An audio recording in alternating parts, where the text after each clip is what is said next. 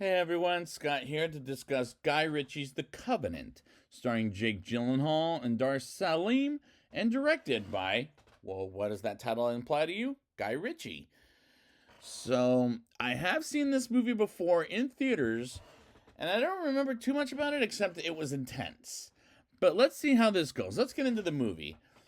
It's March in the year 2018 when we're in the middle of a war against Afghanistan when we see the first of all intense scenes of a truck exploding by a terrorist, and a translator gets killed by as Master Sergeant John Kinley, played by Jake Gyllenhaal, has to hire another translator as he's introduced to Ahmed Abdullah. I don't know if I'm saying that right. Played by Dar Salim, whom I guess I reviewed before in Ridley Scott's Exodus: Gods and Kings, but don't really remember him in that, as that was the worst in Ridley Scott's career, in my opinion, as he becomes a translator for the U.S. Army.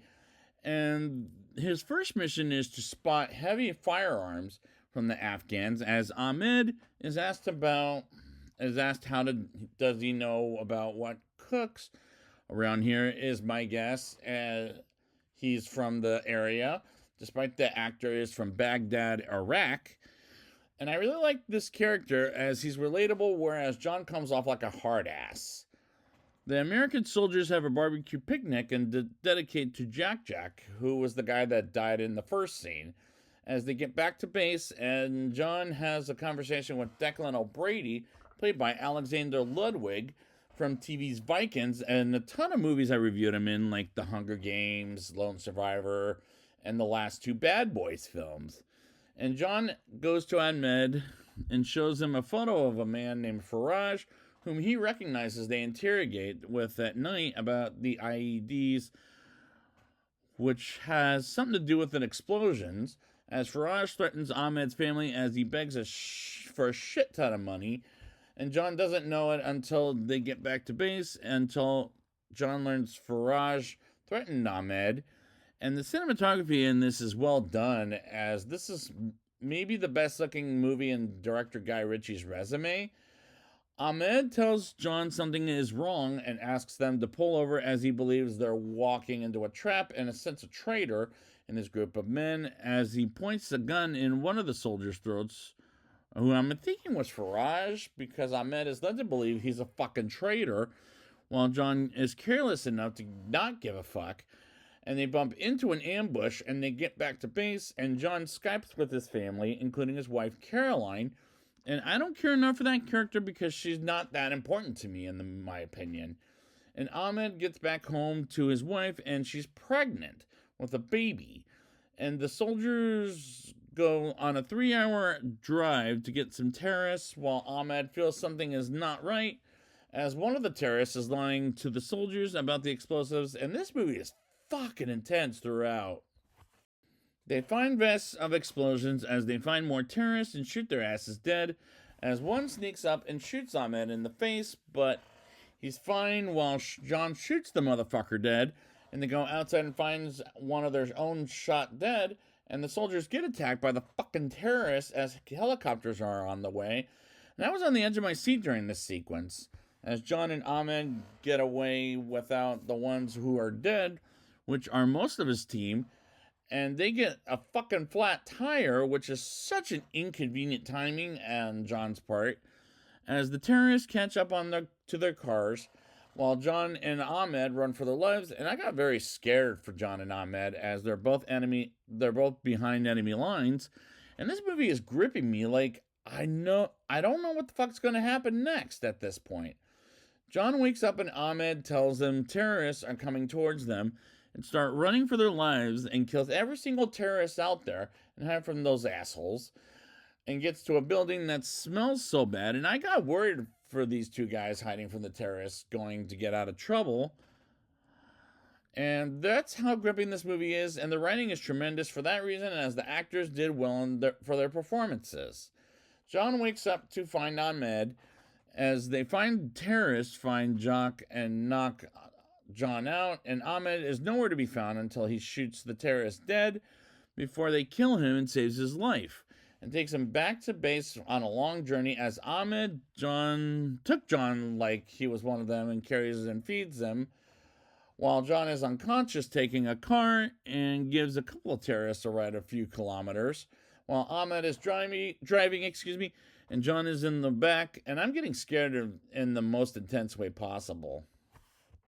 Ahmed and John continue on their long journey until he gets to a village, and Ahmed gives John some water as he takes care of him until a car comes with a couple of terrorists, as one made me very fucking nervous and sees Ahmed as an American and kills the terrorists, and the military comes and finds John and puts him in the helicopter back to base as 4 weeks go by, and he's in the hospital back home in Santa Clarita, which is in Los Angeles, California, and comes home 3 weeks later, and Declan visits him back home while he gets a medal, and Ahmed is nowhere to be found, and he disappeared as the soldiers are looking for him. And it took a miracle, as this movie works as a miracle thus far. John tries to figure out where to find Ahmed as he makes one phone call after another to find Ahmed and acts all frustrated and shit on the phone because he wants to find Ahmed ASAP. And John thinks about how he could have been dead, but he remained alive, all this time. And days go by. John has no choice but to find him and goes to a man in Afghanistan named Parker. And this second half is good, but honestly, like the first half, I like the first half of this movie so much better, as it was so much more intensity and tension than the second half, which is about John finding Ahmed. John visits Caroline at the shop she owns, and John decides to find Ahmed. And Declan says to John in his boss's office about how people complained about John's behavior over the phone. And one of Jake Gyllenhaal's eye was looking a little distracting in this scene, as he tells the colonel to pay his debts, and John goes back to Afghanistan to find Ahmed to get him the fuck out of there. As he tells his family he'll be back in a week, and when he gets to Afghanistan, he meets Parker, and they find Ahmed in a village and wants Parker to honor his agreement. Well, they have another job to do while they ask him to wait 3 days, which is not enough for John. And boy, oh boy, I can't wait to get back to the intensity of this movie, as the scenes back home slew the movie down a bit. John drives around in Afghanistan in disguise to look for Ahmed, and he finds his brother in a restaurant, and he asks when he last heard from Ahmed, puts him in a hiding position on a truck, and gets through some terrorists, and leaves a messy trail, and finds Ahmed, and it works for now. John finds Ahmed, and says the line earlier in the film, "There's a lot of dogs around here," and Ahmed recognizes that, as well as John's voice. John meets Ahmed's wife and kid, and he wants to get him out of Afghanistan to America to have a better life.